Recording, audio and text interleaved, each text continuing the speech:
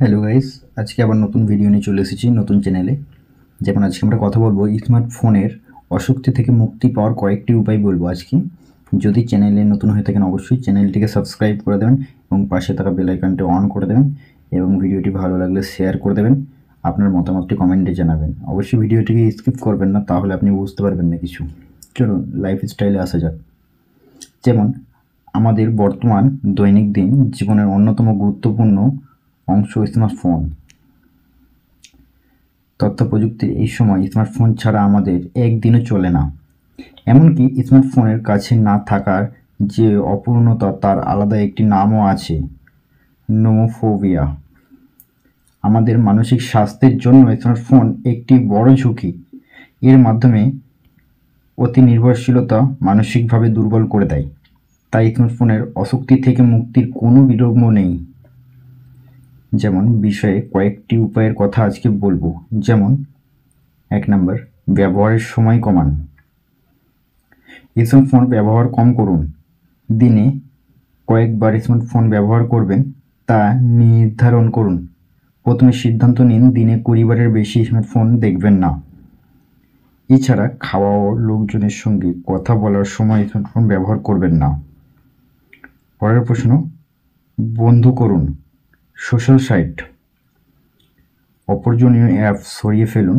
স্মার্টফোনের ফেসবুক ও টুইটারের মতো সামাজিক যোগাযোগ অ্যাপগুলো দরকারি। পারলে এই দুটো অ্যাপ সরিয়ে ফেলুন। স্মার্টফোনে আরও অনেক অ্যাপস আছে যেগুলো সময় নষ্ট করে।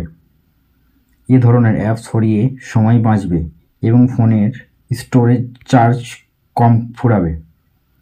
পরের প্রশ্ন, নোটিফিকেশান কমান। স্মার্টফোনের নোটিফিকেশান কাস্টমাইজ করুন। নোটিফিকেশান যত কম আসবে স্মার্টফোন দেখা ততই কমবে আপনার। তারপরের প্রশ্ন, ঘুমানোর আগে ফোন বন্ধ করুন।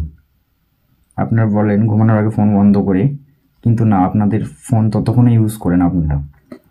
যেমন ঘুমানোর আগে ফোন বন্ধ করার বিষয়টি অনেকেই জানে, বাস্তবে তা করে না। ঘুমানোর সময় ফোন বন্ধ করলে তেমন কোনো ক্ষতি নেই ভেবে ফোন বন্ধ করে দিন।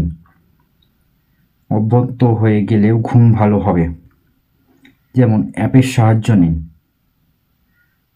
কয়েকগুলো অ্যাপ স্টোরেজ স্মার্টফোনের ব্যবহার কমাতে পারে এবং কয়েকটি অ্যাপ পাবেন, যেমন ড্রেক্স ও রেস্কিউ টাইমস। এমন দুটি অ্যাপ ডাউনলোড করে প্রতিদিনের মতো স্মার্টফোনের ব্যবহার সময় ঠিক করে নিন। যেমন হাত ঘড়ি ব্যবহার করুন। স্মার্টফোনের কারণে হাত ঘড়ির ব্যবহার প্রায় কমেই গেছে। সময় দেখতে মানুষ স্মার্টফোন ব্যবহার করেছে। একবার স্মার্টফোন গেলে নোটিফিকেশান ফেসবুক টুইটার ঢুকে পড়ছে। স্মার্টফোন অ্যালার্মের পরিবর্তে অ্যালার্ম ঘড়ি ব্যবহার করুন। আসক্তি কাটাতে পুরো দিনের প্রযুক্তি ফিরে যায়। ফিচার ফোন ব্যবহার করুন। স্মার্টফোনের আসক্তি যদি মারাত্মক আকার ধারণ করে তবে স্মার্টফোন বাদ দিন, ফিচার ফোন ব্যবহার করুন।